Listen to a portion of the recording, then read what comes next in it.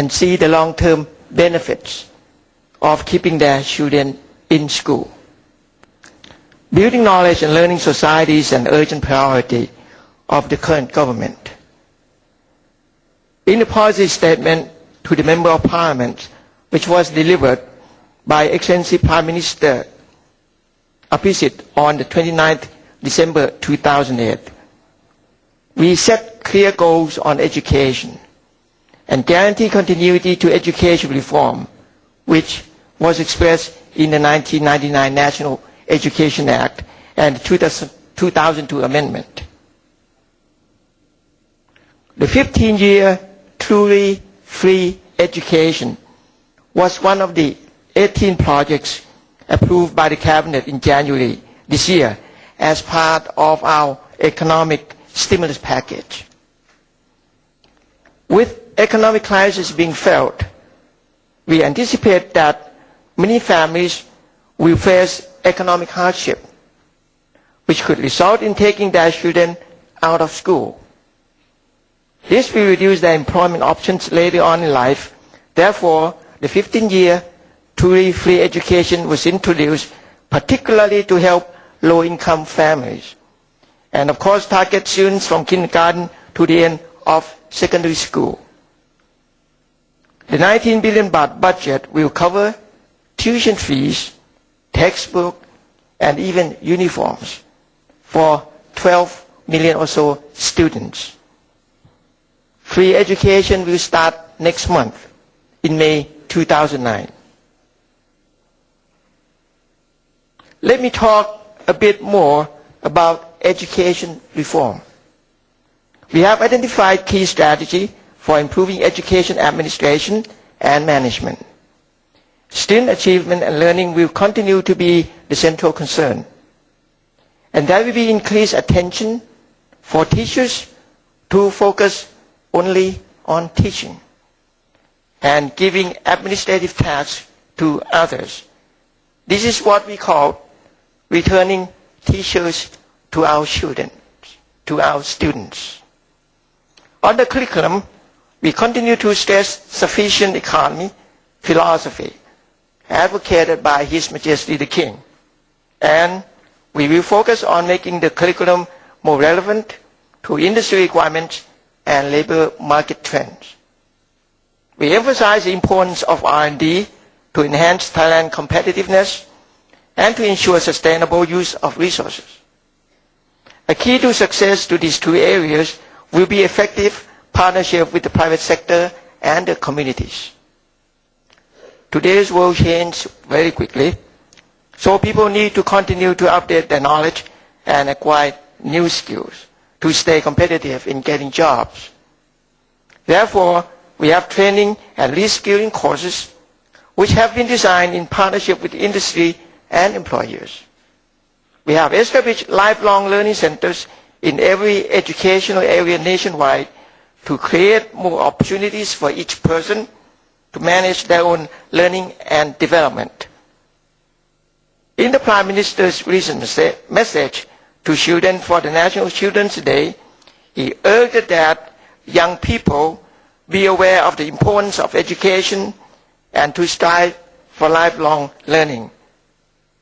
This message applies equally to adults and those that are already working. We continue to give high priority to inclusive education, and Thailand reaffirms our international commitment to provide quality education for all. We will continue to work on equal educational opportunities to the disadvantaged, the disabled, and those living in difficult circumstances.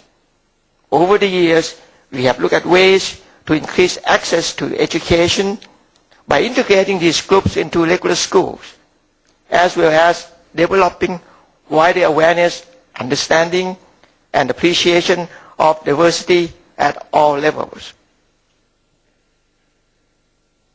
Thailand's hosting of the 44th Senior Council Conference back-to-back with the 4th ASEAN Education Ministers meeting can indicate the importance we give to regional cooperation on education. If we want to move forward to develop this region as one community, and the ongoing cooperation and coordination is very essential. Given the large diversity of the people in this region, educational initiatives for the youth to promote cultural understanding and respect for different cultural identities and rights will surely be a worthwhile investment. By building friendship bond, knowledge, and cultivating a spirit of cooperation, we lay the foundations for a stable and secure future. If I may, I would like to express my point of views regarding the ASEAN community.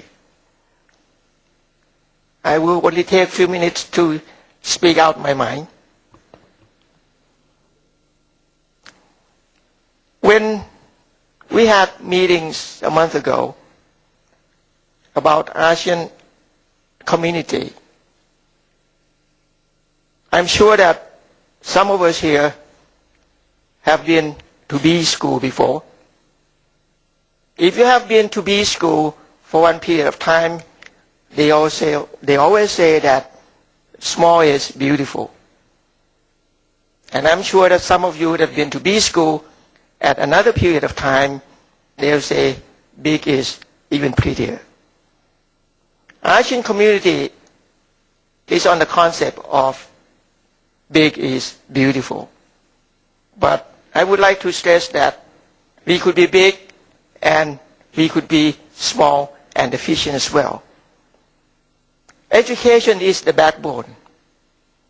When the Prime Minister assigned me to be his deputy and taking care of economic situations, a lot of my friends say that, why would you want to take the job? It's probably one of the most difficult jobs on earth right now. As you know, the world is small. The world is very, very small now. People work 24 hours, 7 days. It doesn't mean that they don't go to sleep, but while they're sleeping, they have somebody else working for them on another part of the world. ASEAN community is so very important because when we have neighbors like China, when we have neighbors like the elephant, India, then we're looking at them, looking at the size of ASEAN community is about the same as India.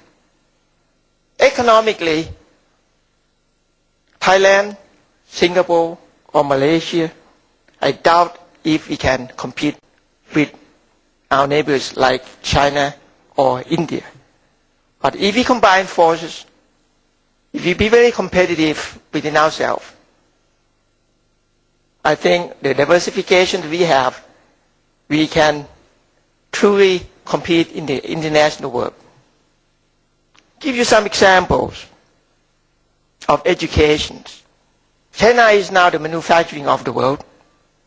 As of a few months ago, I don't know what happened now, because the labor force is quite cheap, and the government is smart in turning their labor force into full force as manufacturing of the world. India, of course, is now the back office of the world. Why? Because of the education. They can compete very quickly with China, even though they are so lack in others, like there are more poor people in India. The infrastructure is lousy. It's going to take them years before they catch up with China. But with the high education, they are catching up very quickly. It's proven. By looking at this, you can see that with high education, you can compete. Without good education, you cannot. With the world